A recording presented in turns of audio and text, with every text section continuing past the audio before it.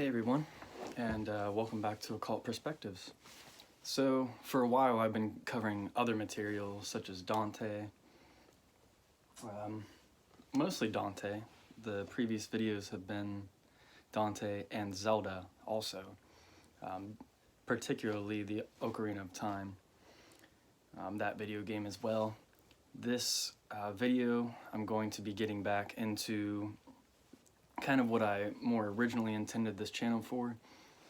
Doesn't mean that it's only going to be this. It doesn't mean that it's only going to be, book reviews or video game esoteric reviews of that information as well.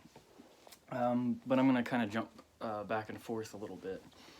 But today, we're going to get back into the ceremonial magic stuff. We're going to jump back into Modern Magic by Donald Michael Craig. And I think I had mentioned briefly in one of the previous videos of the adorations, the solar adorations. And I guess I'll go ahead and maybe show you how to do one of them.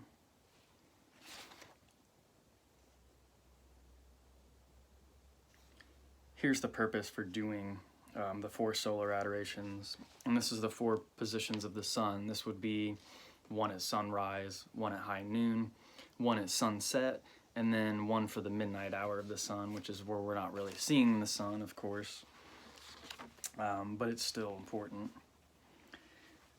Other than the lesser banishing ritual of the pentagram, magically another way of becoming more awake to the world around us involves becoming more in tune with the universe. One way to do this is to record in your magical diary the day, date, weather conditions, and phase of the moon at the time of every ritual you perform. We've already discussed that in previous videos. There are also 4 brief, less than 30 seconds each, rituals that will help attune you to the sun as it daily traverses the sky. So mostly what the 4 solar adorations are for is to get you more in tune with the sun, and not only the sun, but I would say the elements as well. Because each one, sunrise would be attributed to the element of air, because you're facing the east, and in ceremonial magic, the east equates to air, and Archangel Raphael, of course. The south would be fire, Archangel Michael. In the solar adorations, which are in this book, Modern Magic, as you can see here, the high 12, or the fire, the solar adoration at noon, or high 12, she's making the symbol of fire, the upward triangle, and then the downward triangle when the sun is setting, because the west is attributed to the element of water, and of course the north, which in a temple or a Masonic lodge would be considered the place of darkness, is earth. Now, it doesn't necessarily have a negative connotation. It has many implications, which we won't get into probably in these videos. So I'll go ahead and show you the one for sunrise. So usually what I would do when I was doing these solar adorations, it's hard for me to find, because I like to do them exactly at the right time, and usually I'm not in a space where, sometimes I'm stuck at work or something, and if I can't do all 4 solar adorations, until I get to a point where I'm living more out in the country and I can go step outside, walk outside, and loudly do these solar adorations, which I have done before, particularly the sunrise one. If you start your day with a sunrise, the solar adoration to the east, out in the woods or something, it's so powerful, the feeling that you get, and especially if you do this before or even after, like a banishing ritual would be even better. So let's just go ahead and get into that. I'll show you the one for morning, and then you can do more research on them. You can look them up in this book, or if you really need me to do all 4, if one of you really wants to do all 4 adorations, let me know, and I could do a video covering all of them. The sign of the Emperor, which we have discussed before. Let's see. In this room, the east is actually, this printer out of the way. The east would be about this direction over here. So I don't know if you can really see me in the frame or not, but you're gonna, of course, step forward with the left foot back, as if you had an athame in this hand. So I'll use my 2 fingers, and then the left hand is a singular, just the index finger pointing forward. So index and middle finger in your right hand, index finger in your left hand. And as you pull back, you know, the energy, you pull your arms back like so, and then you step forward with the left foot, and you would send the energy into the east. You know, I usually imagine this, either this pure white light or this pure, you know, the electric blue that you would see in something such as the Lesser Banishing Ritual of the Pentagram, sent in that direction. And then after you've done that, you step back, and for the sunrise one, you actually hold your arms up like this. And you, usually what I would do while you're holding your arms up is you envision the energy being sent to the east towards the sunrise.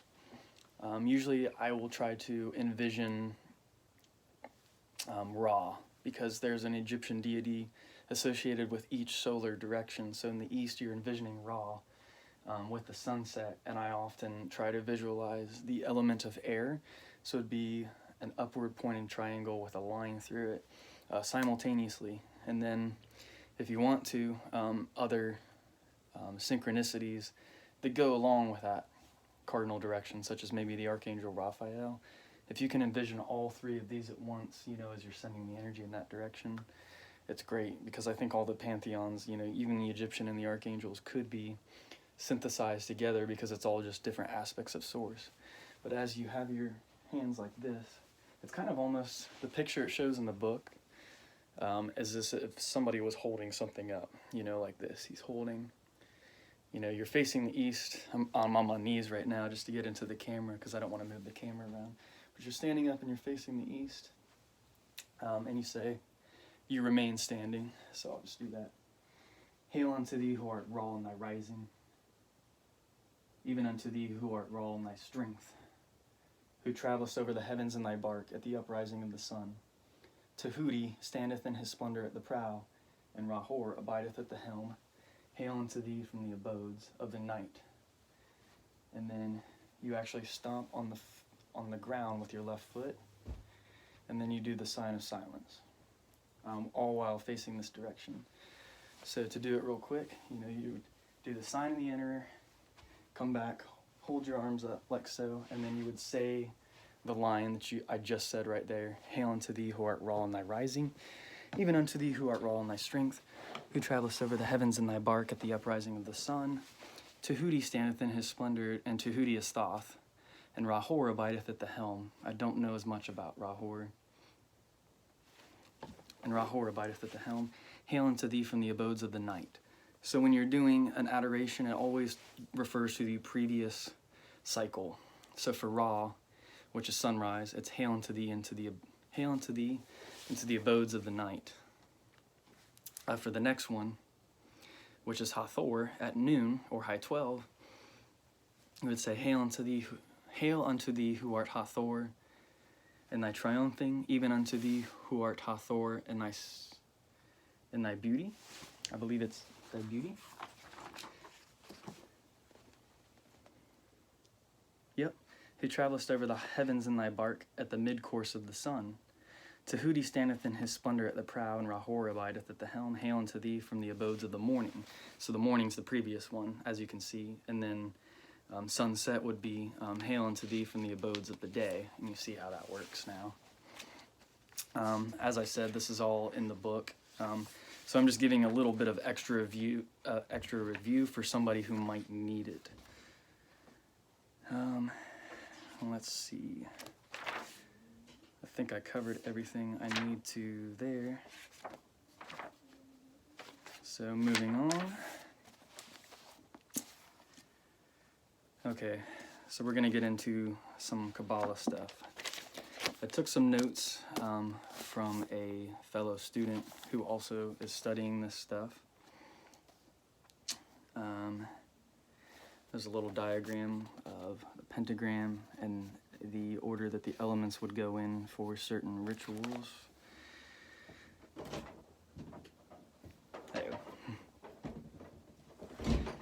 That would be my fiance right there. She just got home. I'm gonna continue. So invoking, you pull the energy into the direction. So if you're invoking air, which in this picture right here is to the left of the pentagram, you pull it towards that direction, if that makes sense. So water being on the right, if that makes sense, from this direction, water's on the right. So you're pulling it from water into air to invoke. If you were banishing air, you would pull it away from air. So you would start at air and then pull it this way. So invoking, you pull energy into the direction.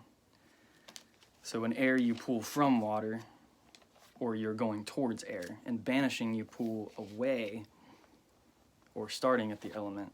So for when we do the lesser banishing ritual of the pentagram, as we discussed before, you're starting down in the left-hand corner, which it is earth, so you're pulling away from the earth element when you're banishing. When you're invoking, which you start at the top, of course, we mentioned in previous videos, you're pulling towards earth. So if that makes sense, I had never noticed that before. That's a really cool thing that I have a Facebook group chat with some fellow colleagues that study all this similar stuff, and a friend in there, she's much more well-versed on a lot of this stuff than I am. Been doing it a lot longer, so I've been learning a lot of cool things here and there, and I wanted to add some of those elements, pun not intended, but that's kind of cool, to these videos. And we had talked about before, you know, how often to do invoking and how often to do banishing. For invoking, Israel Regardie, who wrote the Golden Dawn book, which I've got on my shelf back here, right there, he says you should invoke in the morning and then banish at night. Some people, because I compared other people's, basically their daily routine, other people's daily routines with my own. Some people they banish before any other procedure, no matter what. So in this particular instance, she does the lesser banishing ritual of the pentagram, and then the lesser banishing ritual of the hexagram, which I haven't even gotten into yet. I've never performed that ritual. That's probably something we're going to get into on this channel, so that we can all learn together. We're all gonna learn this stuff together. It's time to just start talking about these things. Because we have access to all the information now, it doesn't really have to be kept so secret. There's more and more people, you know, becoming awake, becoming aware. It's just important that this information is taught in such a way that maybe it's dull and boring enough to deter away those who wouldn't really be interested, but to those who really want to know, they're going to find out anyway, and then this is hopefully additional information that helps with those people on their individual paths. Okay. So for her, she did the lesser banishing ritual of the pentagram first, and then the lesser banishing ritual of the hexagram, then the middle pillar, and then the fourth thing she did was the rose cross, and then 5 is the LVX ritual, which those are all things that I haven't even gotten into yet, but which coincide with this Western ceremonial path. Alrighty. I'm not going to go too much longer, because my fiance Casey, she did just get home, so I'm going to go hang out with her. We're about 15 minutes in though, so I did get some pertinent information into this video, and I'm going to do another video soon, because I've taken more notes from this, just general Kabbalah notes, which we can add to our just overall understandings of how, you know, the science of manifestation, and we'll learn more about that as we move on, let's go just a little bit further here. So that routine that I just read to you, basically the lesser invoking ritual, the pentagram, is not in the daily routine, only if, she said, if something needs to be special or particular, needs to be manifested. What else do we have on here? On the magical path in general, and when it comes to magical oaths, which we might get into a little bit of that later. We all know that the Golden Dawn and, you know, several different groups, mystery schools, you know, when you join like an order or a fraternity, sometimes you have those things, those commitments you have to make. And I believe this is actually a quote from Paul. It's interesting. If you see it letter for letter, then it is that way for you. To a man under the law, I am as under the law. To a free man, I am free. And there's deep implications to that. I'm not really going to get into that, because this is something that not too many people are going to talk about, but it's not really, you know, completely appropriate. It's for each and every person in their internal temple to really reconcile these things. You know, you really, before you get on the magical path, you know, you have to ask yourself what your intentions truly are. You know, do you really want knowledge? Do you want, you know, power and energy to help other people? You know, what are you really doing this for? And then before you get, you know, too deep in over your head, you know, before you're making all these commitments and stuff, just be sure, you know, what it really is that you're seeking as you're moving forward.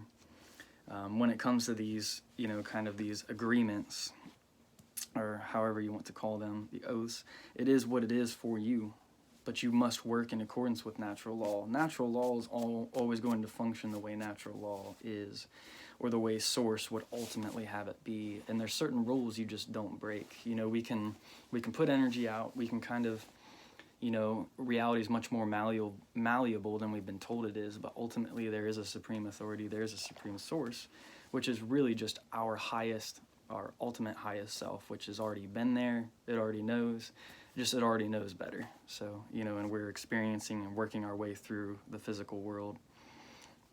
I think this is going to be the last thing I put in this video, or talk about in this video, because the rest is, I didn't actually break into this book yet, other than to go over the 4 Solar Adorations. So we'll wait till next time, and we'll actually break into the book then. I'm going to throw it back on the shelf up here. All right. I've had the discussion before with others and trying to find videos on it. When you're doing like the Lesser Banishing Ritual, the Pentagram, and other rituals, how necessary is it to have a magical circle? A magical circle, whether it be a rope, whether it's just a, you know, a sheet you lay on the ground, like a really fancy, you know, one that has like maybe an Enochian circle or some Solomonic Goetic circle or whatever, maybe angelic correspondences. Those are all nice. They're all nice tools, but they're not necessary for basic ritual work. So maybe anything that goes beyond like the middle pillar or the Lesser Banishing Ritual, the Pentagram, you might want something like that for. But up until that point, you know, these basic operations, it's not really truly necessary. And Frater Xavier, he does have a video on that that's pretty good. And he kind of has slightly different opinions, but for the most part, it's the same. So, alrighty everybody, I'm going to jump off of here. Hope you've enjoyed this video. Please comment if you've been watching. Let me know if you like the ceremonial magic stuff more, if you want me to get back on Dante. If there's anything specific you want me to cover, if you like the video game stuff where I go in and get into the esoteric symbolism and symbology of the games. Hope everybody is doing well. Thank you for watching. Peace and blessings, and take care.